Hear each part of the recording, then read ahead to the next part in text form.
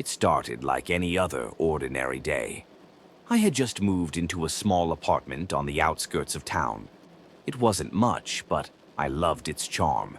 The old, creaky floors, the vintage decor, and the enormous windows that gave me a panoramic view of the quiet street below. It seemed perfect, but sometimes the most unassuming places hold the darkest secrets. On my third night in the apartment, I was sitting on the couch, enjoying the stillness of the evening. The only sound was the occasional creak of the wooden floorboards beneath me. That's when I felt it, an inexplicable sensation of being watched. My heart started to race, though I didn't know why. I glanced around the room, but everything seemed normal. That's when I saw him. Standing outside my window, barely illuminated by the faint glow of a street lamp, was a man. He was tall, his features blurred by the darkness, but there was no mistaking the fact that he was staring straight at me. I froze, too shocked to move. My first instinct was that someone had wandered too close to the building. I got up and rushed to the window, but by the time I reached it, he was gone. The street below was deserted, the only movement being the swaying branches of a tree in the wind. I spent the rest of the night convincing myself it was nothing. A shadow, a passerby. But the next night, it happened again. This time, he was closer. He was standing right up against the glass, his face just inches from the window. I couldn't make out his features, but his presence was unmistakable. He stood there, completely still, watching me. A cold, eerie dread settled over me. I wanted to open the window and yell at him, tell him to go away, but fear rooted me in place.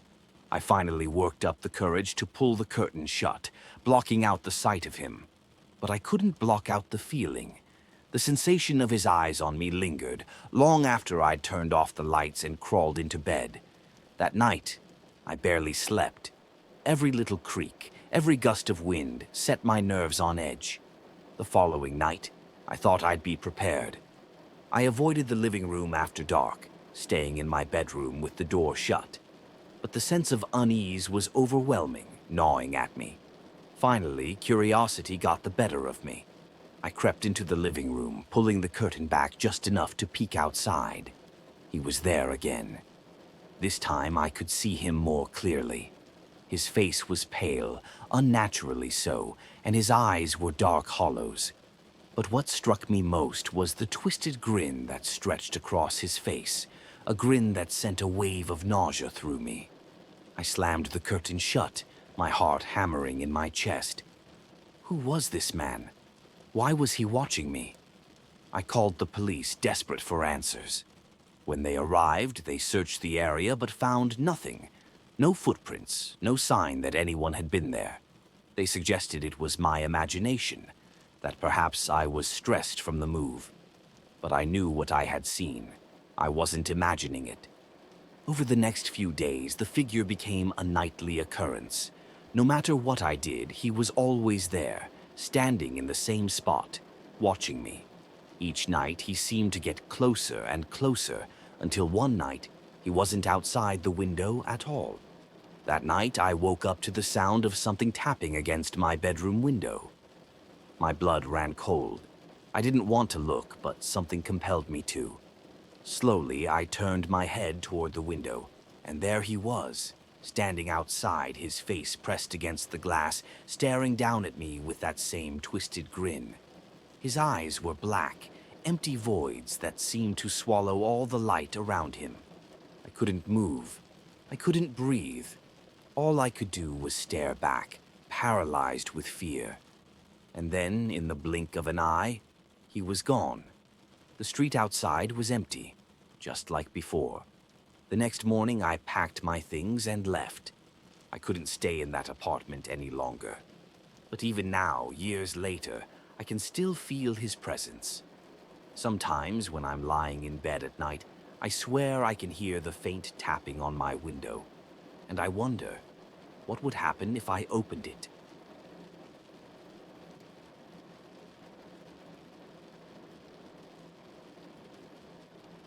There's an old house on the edge of town. the kind that children tell stories about to scare each other, the kind of place you avoid after dark. But one rainy afternoon, my friends and I decided to explore it. We were bored, looking for something exciting to do. We didn't realize how much we'd regret that decision. The house stood at the end of a long, overgrown path, its windows boarded up, its paint peeling and faded.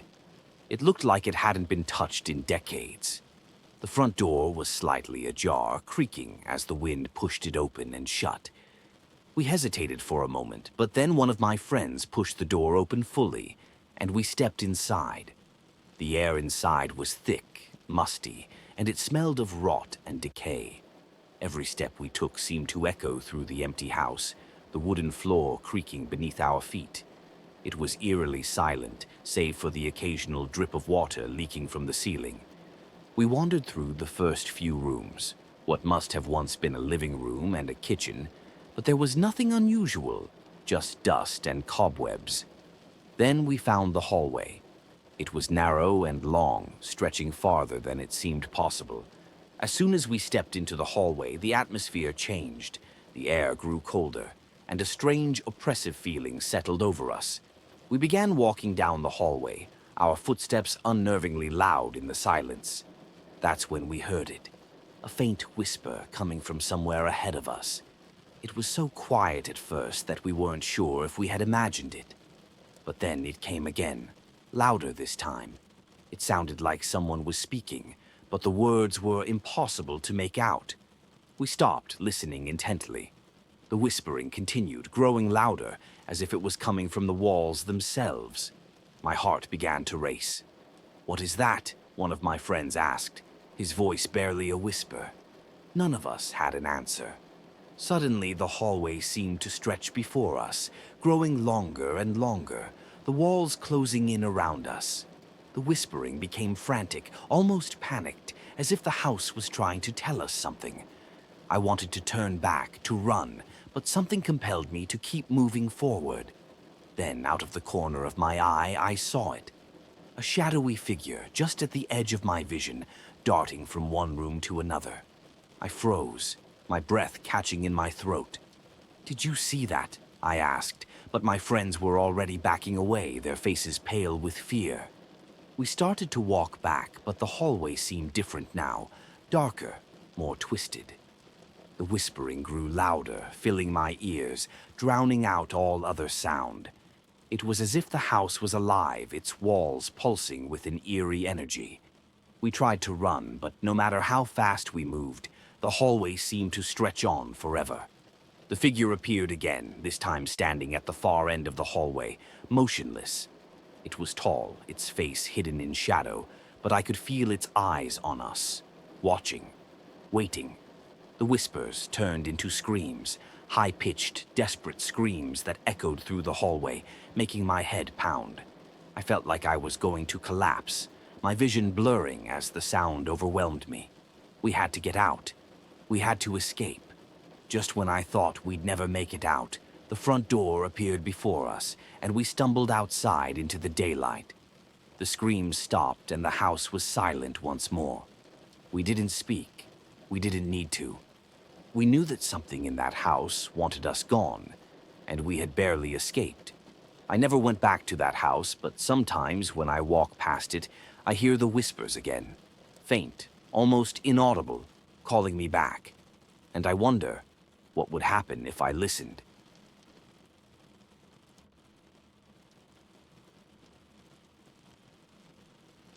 Mirrors have always made me uncomfortable. There's something unsettling about staring into your own reflection for too long, like you're not quite sure if the person looking back at you is really you. But the mirror I inherited from my grandmother, that was something else entirely. It was a large antique mirror with an ornate gilded frame and a strange, almost hypnotic quality to it. My grandmother had kept it in her bedroom for as long as I could remember, and she had always been very protective of it. After she passed away, the mirror was left to me, though I never really wanted it. I hung it in my bedroom, thinking it was just a piece of furniture, an old family heirloom that had no real significance. But from the moment it was placed in my room, things began to change.